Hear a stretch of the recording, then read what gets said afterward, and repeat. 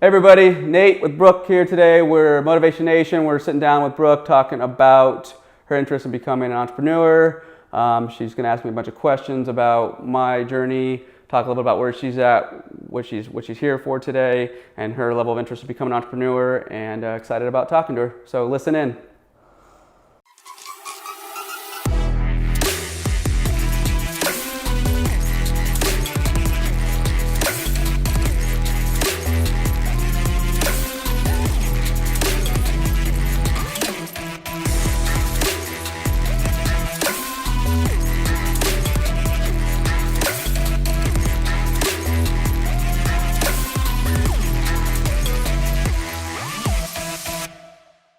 He's like 40 or so. So back then it was a lot cheaper to get into the franchising businesses. So which has helped, and now he's grown, and now he owns four Little Caesars. Oh.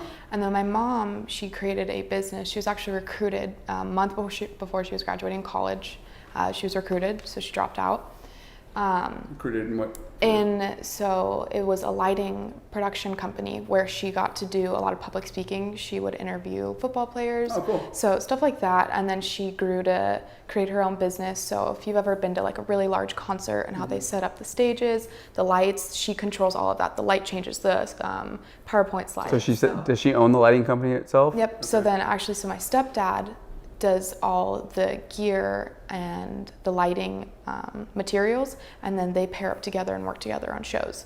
So she just brings the venues in, he does all the production side of it? Yep. Okay. So they work together, but they did create their own businesses. It's White Entertainment and then TRMR Creative. Mm-hmm. So then they work side by side because he has all of the gear, then she has the knowledge and like the brains to do it all, and the production team. Okay. So. And are they small businesses? Like five people or less, 10 people or less? It's pretty big. Are so they big? Okay. Like Honeywell will hire them, Jack in the Box. I'm talking about their employee count. Employee count. It just depends on who they bring on their show. I'd probably say about 30, 40. Okay, so it's one of those things where they hire some temps and then once it's done, it's done. It just depends how big the show is. So it's not like they're permanent employees then? No, okay. No. Interesting, okay.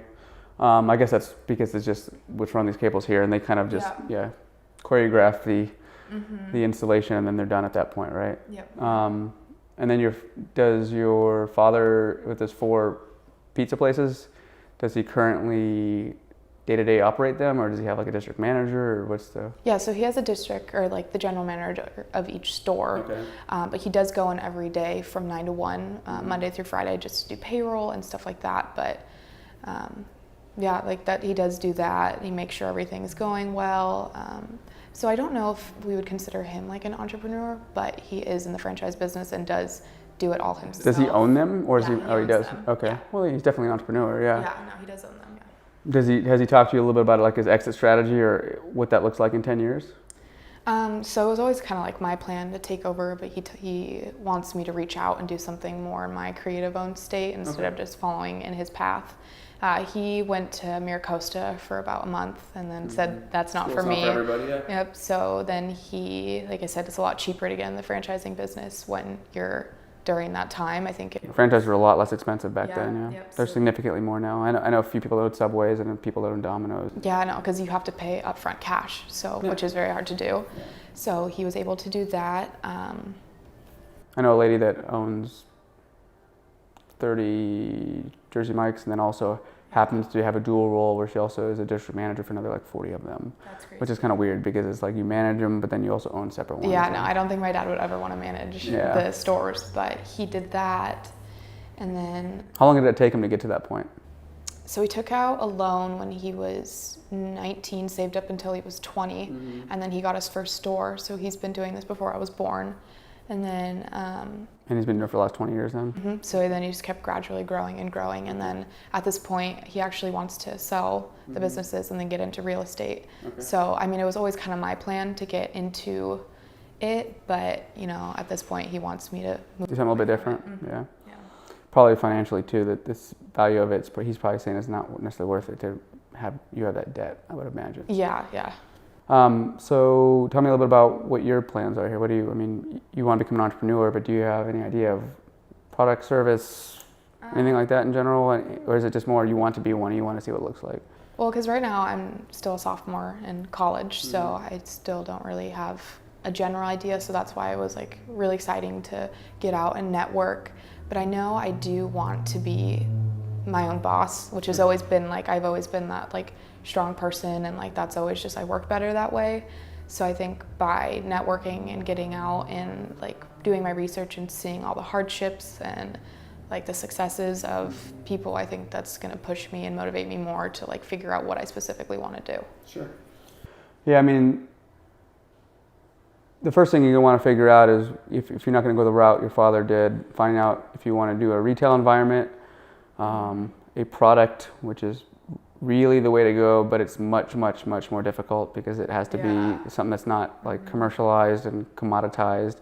Like, I'm going to sell pens. Oh, great, there's 8 billion people that sell pens, right? Yeah. So products are a lot harder, but they're a lot less work if you can find something that works, right? Yeah. So, you know, for example, I'm working with a buddy right now that's trying to create a apparel line for police officers and first responders. That's not so like obvious. So when his wife wears it, she's not then, I don't want to say targeted, but people aren't saying, oh, that's a police officer's wife, because they don't necessarily feel comfortable with that based on where they live and all that, right? Yeah.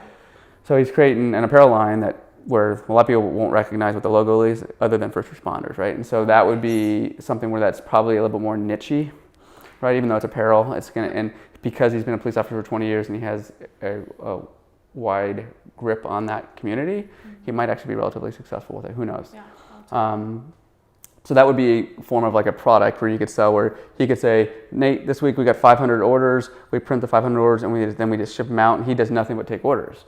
That is where you make a lot of money. You can kind of get away with not working a significant amount after a couple of years, but that is also the exception to the rule. If you ever heard of Tim Ferriss, the 4-hour work week is not up there, but the 4-hour body is. Yeah. The 4-hour work week I don't think is necessarily realistic. It talks about that, but it does talk about products in there, right?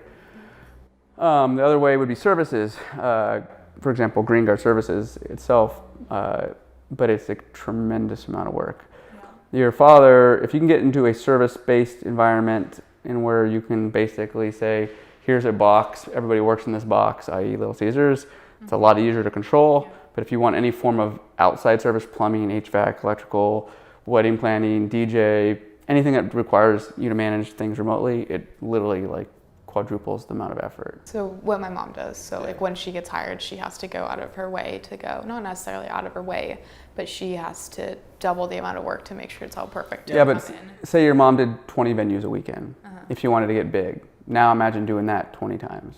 Yeah. That's where it becomes a problem. So then you got to ask yourself, okay, your mom, I don't know the type of margins your mom makes in that environment, but if she wanted to make X amount, say your goal was to live lavishly and have some nice, you appreciate nice things or whatever, and say maybe what your mom does doesn't necessarily allow you to do that because maybe your significant other at the time doesn't have like additional funds like your father does, type of thing. Then what you'd have to do is say, okay, well, I need to be able to get to the business to this size. One, is it scalable to do that? And then two, is it something that I'm willing to put that much effort in? I tell people all the time with Green Guard, if I were to do this all over again, I would take a serious look at the fact that one, it's service and we're all over California, but two, it's night work and trying to find employees that want to get greasy and nasty in the middle of the night and having to manage those employees. It's probably one of the hardest types of service environments you could ever get into. With what I know now, I wouldn't have started it. We're still quite successful. Things are great. I'm not complaining about it, but that's obviously with 15 years of experience. So you have to decide those things, right? What type of business you want, build a basic operating plan and all that stuff, and then see if that meets the goals you have personally and for future family, stuff like that. So you had a couple questions here. So for me, what were the deciding factors towards wanting to pursue a career? Probably similar to you, but I was relatively successful in the sales environment. It seemed though as the higher I got, my second to last job, I worked directly with the CFO of a $5 billion company. And there's only 4 of us in the country that did sales for very large contracts. And I got to a point where, like, for example, I was selling to Dole Foods once, the bananas, everybody knows them as bananas. And they had all the paperwork for their entire company they stored in these boxes, which went to a secure warehouse, blah, blah, blah, right? It's called document storage and data storage. And got them interested, and like it would literally take 3 months to have one revision on a contract. And like, this is my pay, and I'm like wondering why my own lawyers within the company I worked for couldn't even get back to their lawyers. And there's a bigger discussion about that. But what I learned as I started getting in the corporate world is there's so much red tape. And frankly, this isn't for every company, but it just seemed like the majority of them that I fell into, the higher up the management structure got, the lazier or lack of desire they got. And it didn't sit well with me. Like, you would think they would work harder because they want to be successful, right? That wasn't necessarily the case. They felt like they were almost entitled, or like they earned the position, so now they can maybe not be as hardworking. Hey, I've worked my ass off for the last 10 years, I'm good where I'm at now. Yeah. Maybe it had some psychological effect of the fact that the pyramid's getting sharper, so they couldn't move as fast, so why work as hard? Who knows what but that was one of the main reasons why I decided to do that. So you can go ahead and ask a couple of other questions too if you want. So this was, I think you answered this earlier, but if you went to college, or did you go to college, and if so, where did you graduate? Yeah, Cal State San Marcos. Yeah, I went there, San Marcos High, and then Cal State San Marcos. I graduated with. Been local. Yeah, born and raised in San Diego, and I actually got a degree in business, but with an emphasis in something called HTM, High Technology Management, which doesn't exist there anymore. But yeah, so I went there and graduated in about 4 years. So. Oh, cool. Yeah, I'm trying to finish in like 3.5, but we'll see how that's going. So how old were you when you began the process? So like right after like this business, so right after you got out of college, that's when you went into sales. And then how old were you finally when you transitioned into this business? It was I graduated in 2004 and I started in 2009 for the Green Guard. One of the things I speak to a lot in my public speaking, like for example this Friday, and again, this doesn't mean it's not for everybody, but I would just imagine the road's gonna be a lot bumpier if you don't do it this way, is I spent a lot of time learning even though I was in sales, I was very inquisitive on everything I did. So every business that I worked for over those 5 years, I took big chunks of information and learned quite a bit to then utilize to help grow Green Guard. If I didn't have that information, no chance we'd be where we're at today, zero chance, right? But having that experience really helps. I know people young like you don't want to hear that because you're like, I just want to get it and do it. I'm not saying don't do that. Just be prepared that, again, you're not going to ask your mom or your dad every question, and their experience and their environments might not be the same. It'll be different. It's going to be different, right? So you're going to have to learn a lot of things the hard way. Nothing wrong with it. You can utilize people like Charlie, which has helped us a lot with making sure you don't make any like catastrophic decisions. But it's just because you don't have that experience, which is hard to understand until you have it. Yeah, it's gonna make things a lot harder. That's exactly why I wanted to. That was one of my questions. Like, how much networking did you have to do? So I didn't. You know what's funny is part of the reason I didn't like the corporate world too is I was really never big into like the whole like boys club, like kissing your boss's ass. I was just it's never been my, and I should have been. Right? I should have just bit the bullet and said this is kind of the nature of the business world. I didn't. That's evolutionized into the fact that now I still probably should be a lot more networked relative to my age and where I'm at now, but I do know quite a bit of people at this point. And if you listen to any like motivational speakers, Gary Vaynerchuk, if you've heard of him, look him up. Gary V is his name, one of the world's best motivational speakers about business, talks about how everything about business is leverage.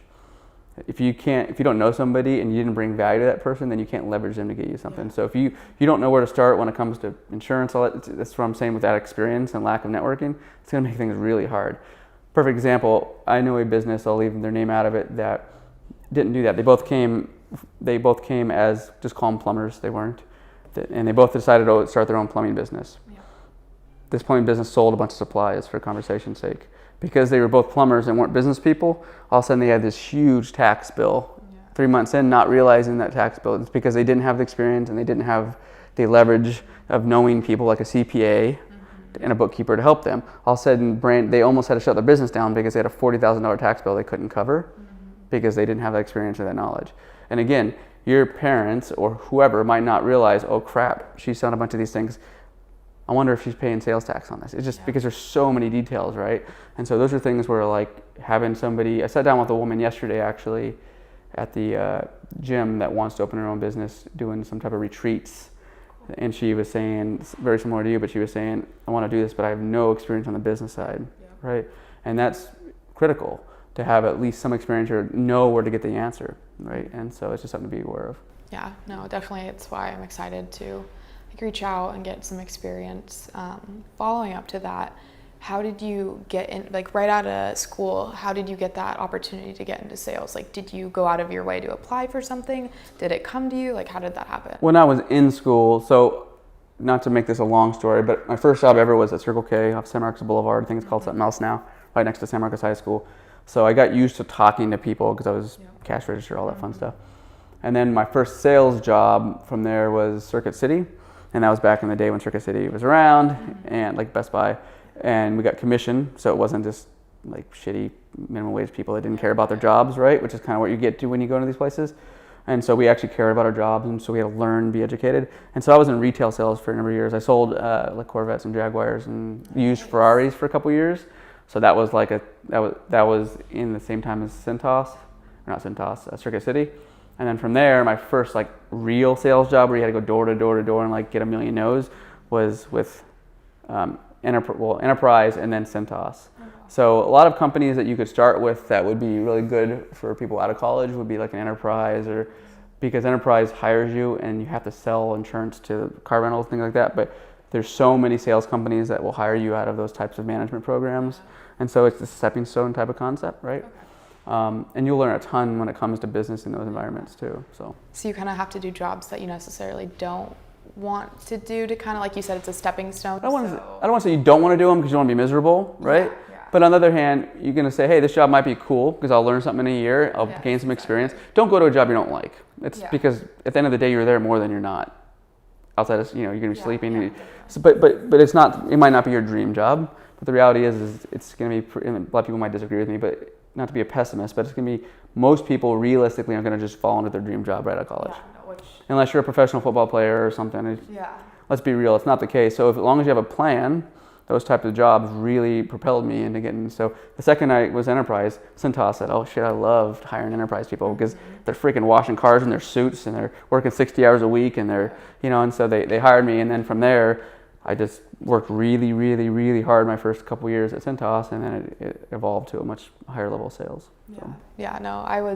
I've always had going through high school and half of college, it always seems like you're going to land that dream job if you get the degree and you network. So seeing a more of like a actual life experience to see where you started helps, because then I've also always had the thought of just taking over one of my parents' businesses, which wouldn't benefit me at all if I didn't have the experience. Sure. So this is why it's a really good experience for me. Would the lighting business be a possibility for you? Or? Yeah, no, I've gone on a couple of my mom's shows, which has been awesome. I get to see how it is. I get to see the setup, what she does, but it's never really been an interest to me. Just because I was raised going to the pizza, like Little Caesars, every day before school. I just see how my dad has ran it, so that has always interested me more because I've been around it.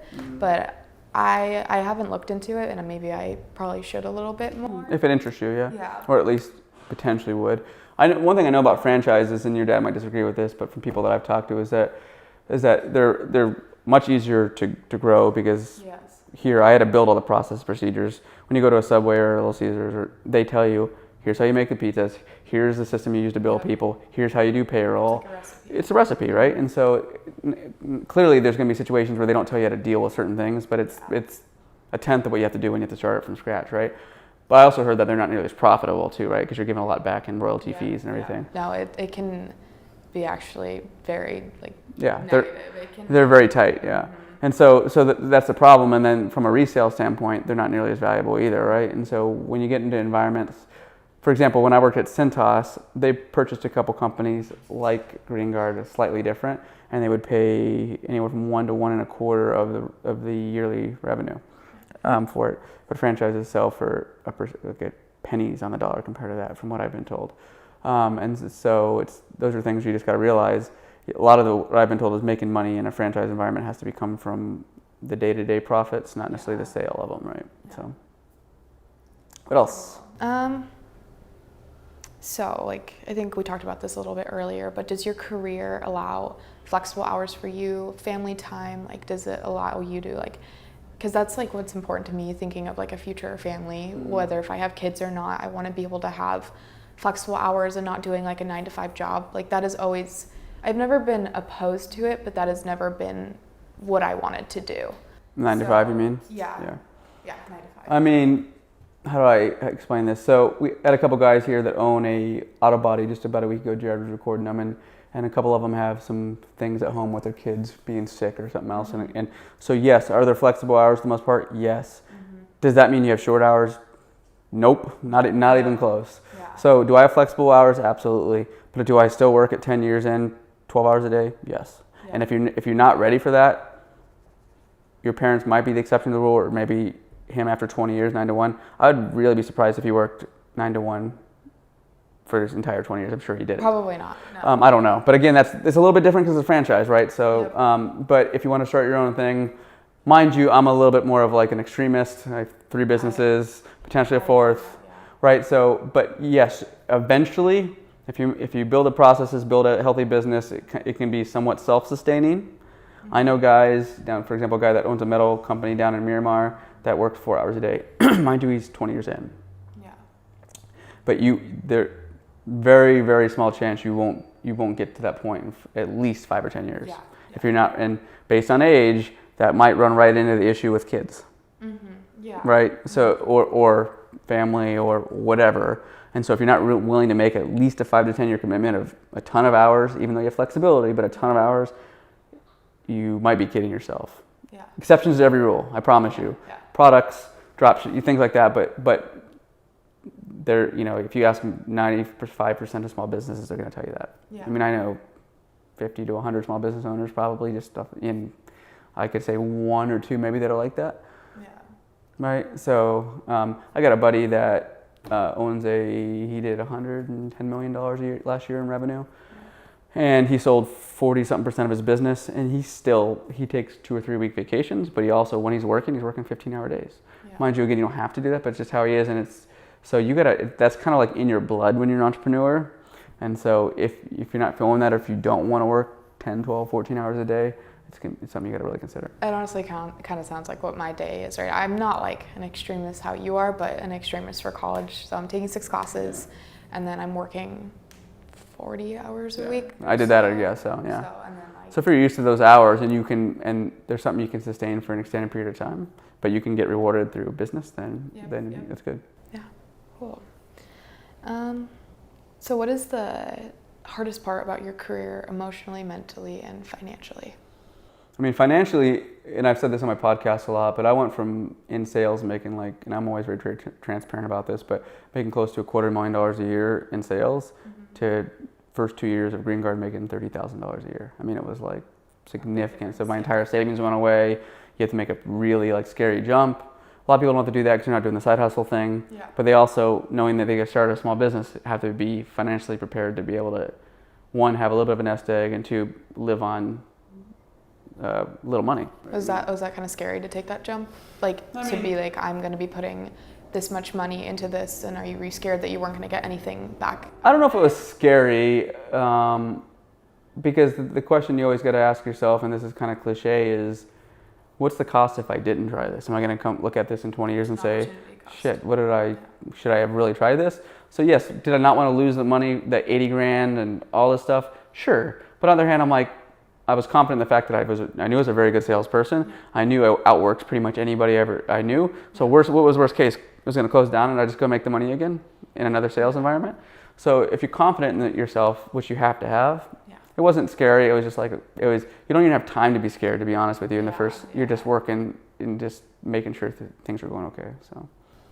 And then mentally, how did it affect you? All this? That's interesting. So I was married 2009. So I was married soon after, because I didn't transfer over to Green Guard as a full-time owner until 2013. I was married in 2010. So when I was married, it put actually a pretty big strain on the marriage. Both of us gained quite a bit of weight. Her and I have recently lost 70 pounds each in the last 2 years. Wow. But prior to that, we put a lot of strain on the marriage emotionally, from a physical standpoint. Yeah. And the thing was crazy about that, we've talked about this a lot on the podcast, and I'm sure Jared can, it's because we say it a lot, but you can sit there and plan out for this to the 10th degree. You can say, hey babe, I'm gonna be working a lot, I'm never gonna be home. And she'll say, yeah, no problem. But when you actually do it, it's completely different, right? Yeah. You can do your absolute best to try to explain that to somebody, but when it comes, you gotta just understand it, right? And so, and just deal with it. And so that was probably really hard, is that but she was still supportive, relevant to the troubles we went through. And so but I had support of family and friends, and people never said, hey, what the hell are you doing? I mean, there's a few people, but the thing is that you got to be prepared for that. And that mentally was the biggest challenge. And then certain days where you're just like, why did I get into this? But the reality is you have to have the grit to fight it and to say, nope, I know, this is the why I'm doing this, is the why, this is the why, and just reminding yourself about it, right? And there's going to be days 10 years in where you have that, where you have somebody trying to sue you or someone else, so you're just like, why am I dealing with this right now, right? But it's just, what the nice thing about it is, because you become accustomed to those types of situations, you become more experienced and more comfortable with dealing with more serious issues, right? If it's a lawsuit, or if it's somebody getting hurt on the job, or whatever it is, right? You've dealt with it 4, 5, 10, 15 times, and so now it's like, well, I'll just deal with it. Right. Well, what was one of the biggest failures, if you did have a failure when you were starting up this company, and if you did have a failure, how did you overcome it? It's a good question. I've had a gazillion failures, so that's why I'm a firm believer in failing forward. If you listen to Will Smith's video on that, it's really good. But I think one of them would probably be not understanding how to compensate salespeople initially. We went through a number of salespeople, so that really slowed the growth for the first few years. I think the other thing would be understanding the importance of people. I'm a pretty intense guy, and so I'm pretty hard on people when it comes specifically like small things. So I would jump down people's throats. I don't do this any longer, but when I was 10 years ago, where I'd be like, why the hell didn't you do this? And and then now that you have the education and experience, you realize that if you take care of your employees, it'll pay dividends tenfold. And for our industry, which is, the retention's very low, we have really, really good retention after they've been here, say, call it a month, when they really understand the position. And if I would have learned that much sooner, I think we'd have been relatively successful. But kind of goes back to what we were talking about earlier, where you have to gain that experience. It's really important. Yeah. More about the company aspect. How fast is your business expanding as of right now? I know you said you have 3 businesses, but... Yeah, the main one, Green Guard Services, we started out 5 years ago, probably. We started 9 years ago, but for the first 3.5 years, we didn't grow a ton. I think we went from like $25,000 a year in revenue to $75,000 to $100,000 in revenue. And then and then we were into our 4th year, which would have been 13 when I came on, and we went to $250,000. And then went to $750,000 to, I'm just guessing here, I think it was 1.2 to 3, and then last year we had over 5 million. So you just keep expanding. Yeah, pretty significant. Yeah, I went from 5 employees to almost 60 in 5 years. So it's been extremely fast, quite challenging from a cash flow standpoint. Still is sometimes. Restaurants historically aren't very good at paying. I worked in a very horribly ran one. Yeah, and they don't pay their bills, and and so that's tough for us at times. But yeah, we're growing very quick. Wow, that's awesome. Because we were talking about my family and how they've had some experience with being an entrepreneur. Did you have any family members that encouraged you that were kind of in this field, or? Not really. I mean, my uncle did the structural engineering, but it's across the country. To this day, I've had maybe one conversation with him specifically about owning a business. People ask me that, and I don't know. I think I've always been relatively independent when it comes to the way I think and the way I do things. And even though I care about people's opinions, I'm the type of person that as long as I'm tactical in the sense of the way I approach things, I do things for what I believe in them. So I just, no, my mom and dad by no means are entrepreneurs. Nobody in my family really is. It was more of like, I'm tired of dealing with the corporate world. I know I can do things a little bit better. I know I can treat people better, which clearly I didn't learn right away, but that was my intention. And I just did it. And I think it was more of a passionate thing for me because I've been a very intense and passionate type of person. So because of that, I wanted to care about the business more than I felt like maybe people did in the corporate world. Kind of following on your family, more of a personal question. Were you raised within like a family aspect where you guys were low on money that encouraged you to want to be as successful as you are? Yeah, yes, we were born in like a lower class household. My father worked in Tijuana fixing Greyhound racetracks. My mom was an RN until she had kids. So, we didn't get everything we wanted. We had, we saw Christmases and stuff, but very like everything was, budgeted very closely. We moved up to San Marcos in the late 80s, which was basically a farm town at that point. So yes, I wanted to. I'm a firm believer that materialistic things are important to have for goals, but by no means are they sustainable. Yeah. It's nice to have them because people appreciate nice things. A lot of people do, not everybody, but that can't be the only reason why you start a business, right? Because, like for example, one of my dream cars that I wanted to buy was a Shelby Cobra replica. It's the little convertibles. Mm-hmm. Just got one 3 months ago. Again, doing a lot of fun stuff to it right now. But now what do? Okay, now what? Right. Now I'm gonna get a Ferrari, then I'm gonna get a Lamborghini. Like it never stops, or it does, but it's never gonna fulfill the deeper like desire behind why you do things. So you gotta have a really deeper reason why you want to do it. If it's maybe to leave a legacy for your children, or things like that, or help out your family, and so that's the reason I more or less did it. I've always had a chip on my shoulder because I felt like people have always questioned my ability and the way I can do things, and so that's partly what I've kind of has driven me throughout my life too. Yeah, no, I totally get that. I've always, whenever I like not necessarily to prove someone wrong, but just to hold yourself credible and be like, I'm not what other people say. Yeah. So that does drive me as well. When I was doing the higher level sales, you don't know how many times I would be in a suit and I'd be sitting in front of like a chief information officer of Dole, or I sat in front of a vice president of procurement for Nordstrom, and they're like, "What the hell are you?" I mean, I was like 28 years old, and I think I was 15 years younger than anybody else in my position, the other 3 people in it, and so having to like validate myself before I could even like go into the sales pitch was just an additional like hurdle I had to get over, right? But that's been like that my whole life, and so for me, it's just like, well, who's next? Yeah. And I don't go back to him and say, "Ha, I told you so." My actions speak louder, right? And so that's what I do. Confidence that carries you. Exactly, yeah. Cool. What is your favorite part about this whole thing? Whether it's the wealth, we talked about the flexibility, the people you work with, there's so many aspects to that. So what would you say your favorite is? It's definitely not the wealth. I mean, it's nice to have. It's not where I want it to be, but it's not why I get up every day. It's just not. It was when I was younger. I liked to have, but clearly I didn't go make the decision to go make from $250,000 to $30,000 because of the wealth, because I had no idea what that would look like, right? But it was to be a little bit more financially free. But for me, it was more of the passion to wake up every day and say, I'm doing this for me and for everybody around me, right? It's evolved to the fact that the people we employ at Green Guard specifically don't necessarily have the choice of jobs that they can go out and get. They're not maybe as I don't want to say educated, but they don't, because of where they're at in their lives, they can't just go, it's not as easy for them to go get jobs. Yeah. They don't have college degrees most of the time, things like that. They maybe are in the position in their lives because they made some poor decisions. Yeah. Disclaimer, we're not hiring people just out of prison. I don't want people thinking that, but we do have people that have passed, right? We generally have a 5 or 7 year, like based on the issues. But because of that, I really get a high level appreciation out of giving people that opportunity, and then seeing people that maybe have had a lack of confidence in their life succeed and get promoted and all that. So that's really rewarding.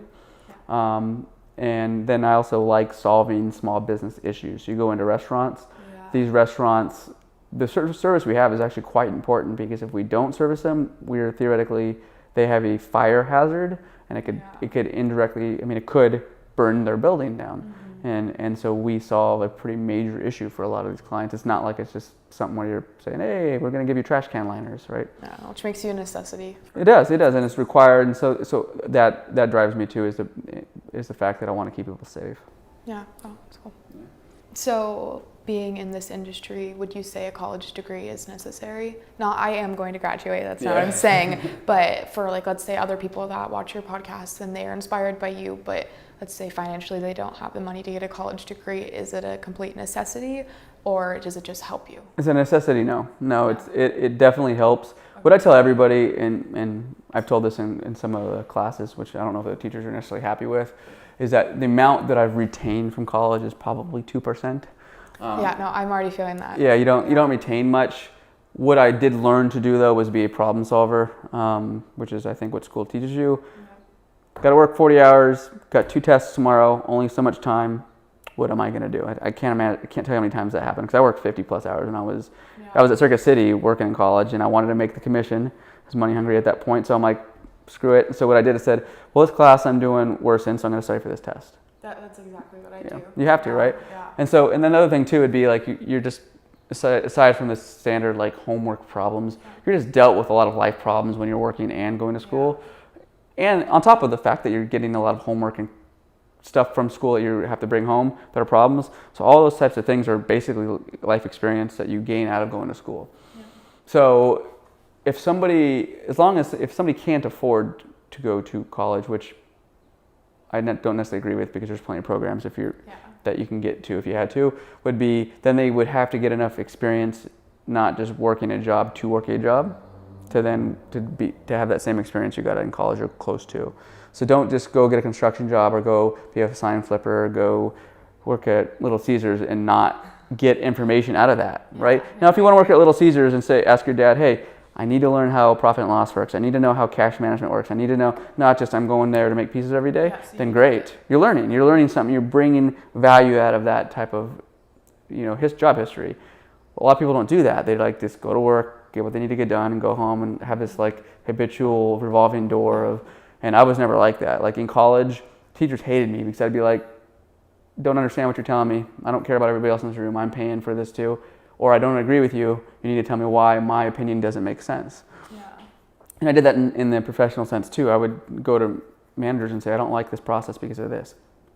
I learned pretty quickly that you have to pick and choose when you do those types of things. For me, it really helped because then I learned those things. So that's a long-winded answer to that. But I think as long as you're learning and evolving your experience and your knowledge, you can then utilize that stuff later on.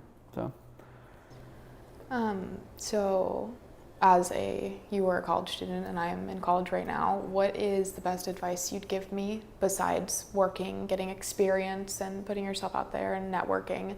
Any like mental tips you could give me to get through this time or to, Are you...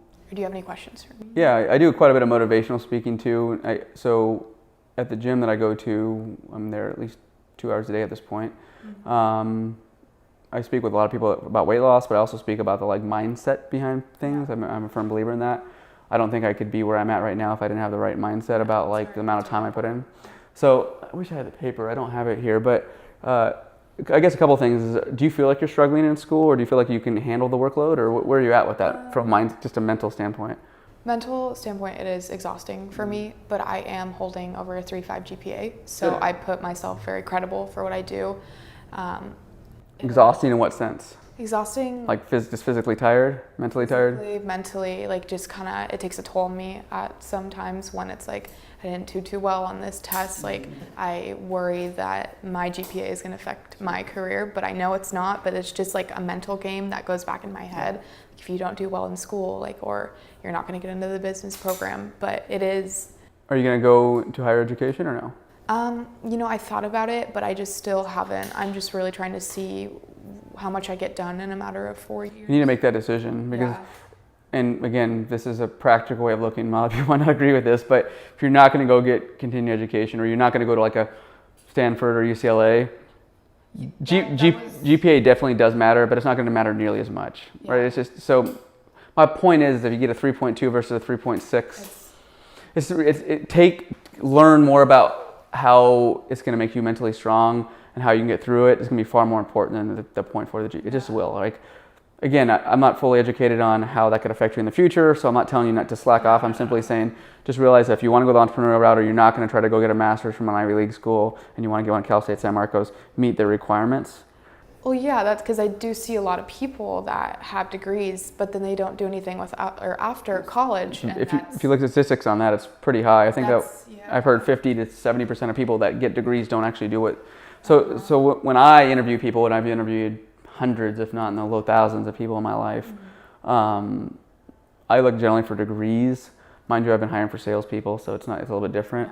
If you look for specialized degrees, you're obviously going to choose or look at somebody that might have a Stanford or UCLA or USC or those types of degrees over somebody that maybe has just a 4-year, but those don't come around as much either, right? And then at a certain point, experience trumps that. It really does, right? And then the way you interview, the way you sell yourself in the interview, right? There'd be a lot of people that are super book smart. My brother's one of them. But he probably doesn't interview as well as other people, right? Yeah. And it's because he doesn't have the sales side of it, and there's things like that. And so you got to make that decision. You're obviously young, but the sooner you make those decisions, the better. Yeah. I would try to get incremental wins for yourself. So don't you want to know what that roadmap looks like for you, and you got to build that at some point. Sophomore, I think I was around that. I was finally getting to that point where I started kind of what I wanted. Yeah. But you got to know what that roadmap looks like. But also take a step back and say, I'm working 40 hours a week and crushing it at school. I'm doing damn good. Yeah. Say that to yourself. It sounds cheesy, but say it, right? And say, I don't care what Sally's making a 4.0. I know I'm doing my best, and I'm probably doing more than that person. Maybe this comes a little bit easier to her or him, right, or whatever. But recognize the successes you've had, and then say, got through today, did well today. Mm-hmm.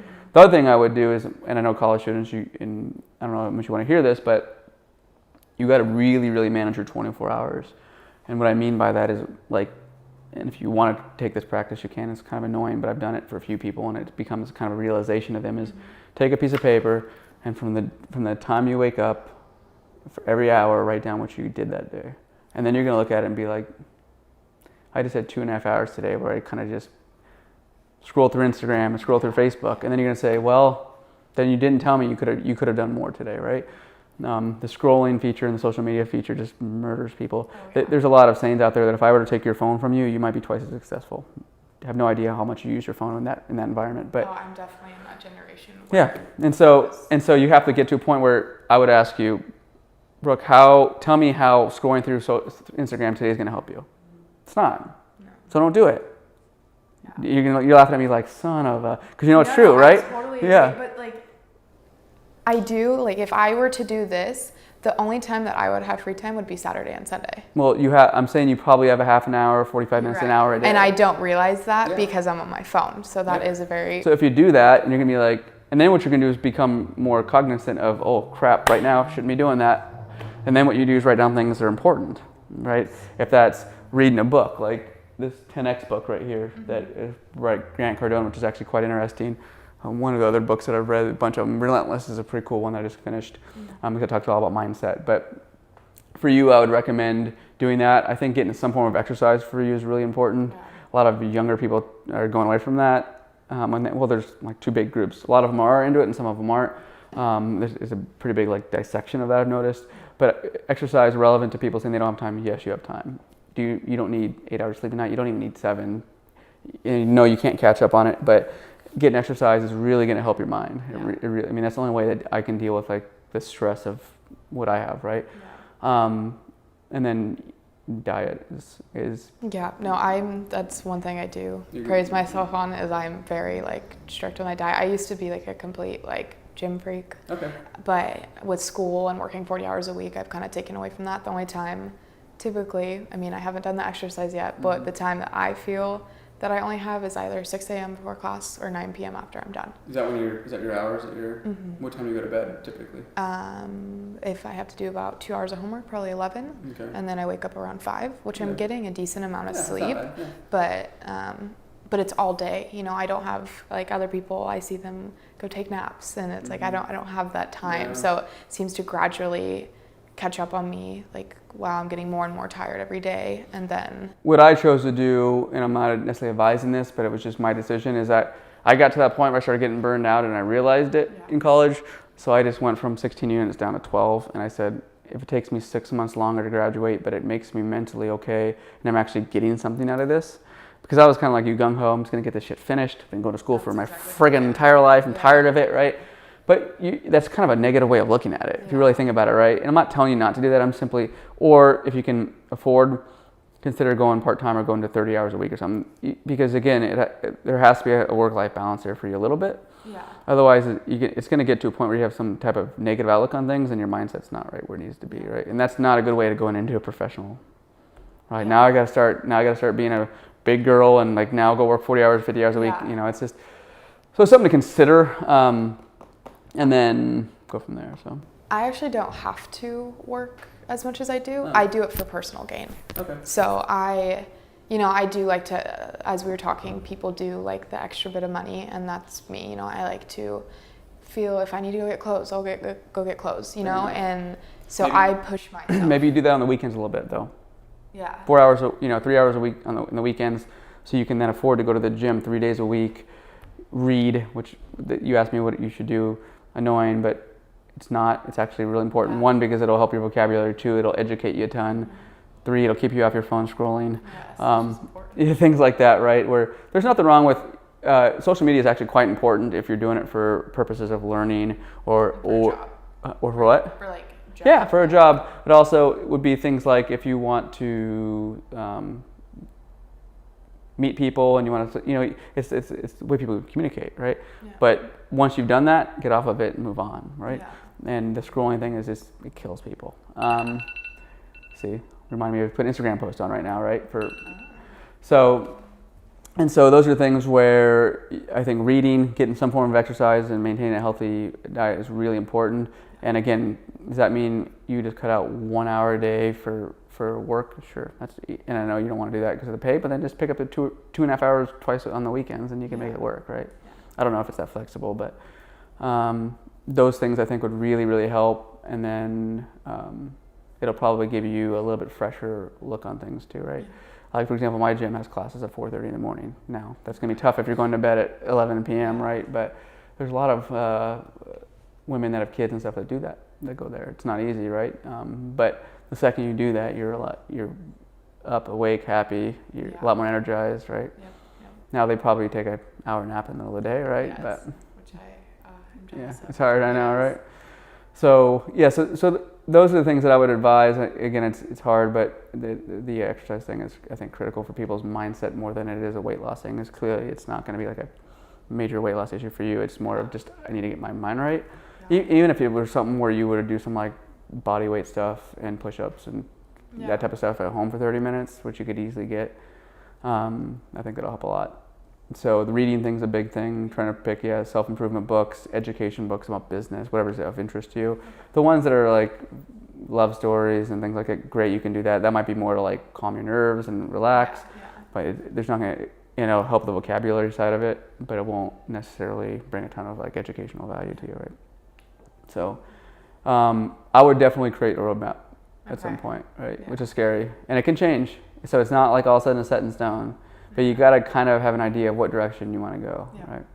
And that will change. It'll evolutionize. It'll look differently, but at least you have direction to like put your head down like a bull and say, okay, I'm gonna get it right. But right now you're kind of like, oh, let's see what I'm doing, like floating a little bit, right? Yeah. Nothing wrong with that. You're young, but the sooner you figure that out, the better. Yeah, better. Because then at least, because what happens is, if anything, it's just a practice. It's like you're practicing setting a goal, setting incremental steps to get there and saying, okay, am I hitting those? Right. Cool? Yeah. Anything else? No, I think we went through everything, unless you had any. Yeah, I mean, if you want to open your own business, just be aware that your dad or stepdad, right? It probably is the exception to the rule at 9 to 1. Yes. And again, I don't know the type of life he lives, if he's happy, or if you wanted to be more extravagant, and sounds like you like nice clothes and things like that. So if you want to be more extravagant, that might not necessarily be where you can be, right? And so taking him as an example might not be realistic based on what you're ending up. And I just want to be very real with you on that, right? There's very many days I wake up at 4:30 in the morning, I'm not in bed till 11. And even though I'm still putting a couple hours in the gym, I still probably work 10 plus hours a day, 12 plus hours a day, and so that's 10 years in. And so it's not unrealistic to see that, right? And so, but it's also fun because when you wake up every day, that level of like satisfaction you have is far beyond what you can even understand until you own your own business, right? But you got to be passionate about it too, right? So like you're saying about your mother's thing, if you're not going to be passionate about that, then don't do it. I've had to realize that because I've always been money drawn. So my parents, they do very well, but they have always raised me as I'm not going to hand you everything. Good. So, my parents are like that, but they didn't have, but yeah, it's the same idea, yeah. But I mean, pay for, if I have rent, groceries, they'll help me. Occasionally I have my own car payment. So yes, they do. I mean, I've always, when I was younger, I'd always be called like the little white wealthy girl, which is a horrible stereotype. But like, you know, that was never me. It was like I've always had to work for everything. So I do praise my parents on. That's good. Yeah, doing that. I'm a firm believer in that as well. I mean, I would borrow 50 cents from my dad when I was, mind you, they weren't wealthy, but I had to then pay it back. I mean, literally. Like, but I also balanced their checkbook when I was like 9 years old because I wanted to learn how it worked. Right. Wow. That was.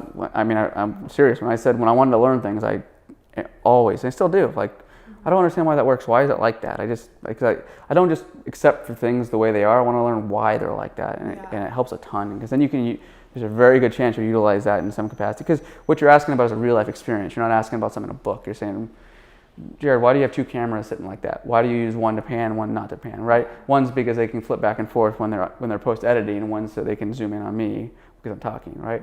And so if you don't understand those things, then it's a lack of education. But who knows that if somebody comes in and starts asking about why the setup is, you can at least speak to it intelligently. Yeah. Right. And so I think that would be a good thing is for you to say that. And then the last thing would be maybe for your own experiences, constantly try to get yourself out of your comfort zone. Yeah. You probably heard that, but I mean, like purposely do it. Like put yourself in uncomfortable situations, probably like kind of like this a little bit where it's a little bit unique for you, right? Yeah. But do that every week, as much as you physically can, within reason, morally right, and all that fun stuff, right? Yeah. But getting out of that comfort zone is just like, I have a guy that I'm friends with that owns all the Urge gastropubs. Oh, no way. And so we had lunch the other day, we chatted, and we don't actually do business together, funny enough. It's a longer story, but he's noticed my podcast and a bunch of other things going on, and he's like, man, what the hell do you got going on, man? You got a lot of stuff going on, right? So I was telling him about it all, and then we started talking about the gym because he has a couple pounds to lose. He works his ass off and is, God knows how many hours with a 2-year-old. And so he just started the gym last week, and we've been pushing him and talking about being outside your comfort zone. He's just like, what did I get myself into, right? But those types of things I think are really important for people because it makes you grow. If you stay inside of this like box that you're comfortable with, you really never learn, expand. So like be more vocal in class if you're not, right? Yeah. Challenge the teachers in a professional sense, right? About why things are the way they are. Tell Jim Hammerly you want to meet with them, whatever. Like just do things and I'll email you if you want and I'll say, okay, what would you do this month to challenge yourself? But those types of things, go do, like on our podcast right before this, we're going to do some form of exercise this week that would make us outside our comfort zone. Well, I'm the least flexible person on the face of the planet. And so I'm going to go do yoga, which is I'm going to be miserable at, right? I'm going to do it this week because I just want to put myself in my comfort zone. Yeah. At a certain point, though, like with me, it takes a lot to get me uncomfortable, like a lot. Mm-hmm. And it's because I've done so many things that I'd have to, and even if I say something stupid on camera now, I'm like, I don't care, it just doesn't matter to me, right? But then 6 months ago, this was really uncomfortable, right? Yeah. But it's fun because as you start getting used to those types of situations, you're like, you kind of almost get an itch for it, like, okay, what am I going to do now, right? Yeah. So I would challenge you to do that too. And I'll send you an email today with a couple of those things we discussed, and then feel free to engage in it or not. I'm not going to obviously force it on you, but I think it'll be helpful. Okay, awesome. All right, and then if you maybe try to read a book a month or something, or a book every couple months, it'll be helpful. Yeah, it depends on the length of it and everything, but I can give you some recommendations. Charlie has his own book, if you haven't read it. I have not. Pretty good. It's about leadership. Okay. And he has a ton of advice on what books to read too, so. Cool. Yeah, I'm definitely going to follow up with Charlie and then Jim Hammerly, just talk to them and say this was my experience, and then... He's a good guy. Yeah, both of them are. I mean, I like Jim a lot too. He's always been really supportive, and he has some pretty cool things going on too. The reason why he got into being the dean was quite different than a lot of other people that became deans prior to, and a lot of it's because he wanted to make like a fundamental change in the education system and the way he operates it and stuff, which is drastically different. So... yeah, keep it up. Just let me know if you need anything. Yeah. Don't hesitate to reach out. I think it's pretty important for people like you to do that, and I appreciate you coming out today. Yeah, of course. Thanks for talking to me. No problem. Awesome. All right, everybody, Motivation Nation. Today we're wrapping up with Brooke from Cal State San Marcos. We were just talking about her entrepreneurial spirit and what we could possibly do to help her out. And so please like, subscribe, follow, share. We're on YouTube, Instagram, Facebook, SoundCloud, all that fun stuff. It's been a great time. Tell everybody hello.